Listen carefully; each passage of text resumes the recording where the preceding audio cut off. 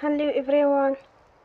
Today we talk about how to fix the app of Applock Pro. Here we go to settings.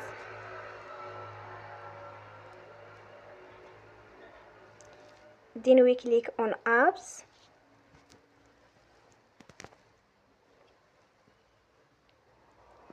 After that we search the app Applock Pro and we click. Then you will on for stop. After that we go to storage. Then we click on clear cache. Here we go to Play Store and you will update your app. Don't forget to support us by like and subscribe. See you next time and thank you for watching.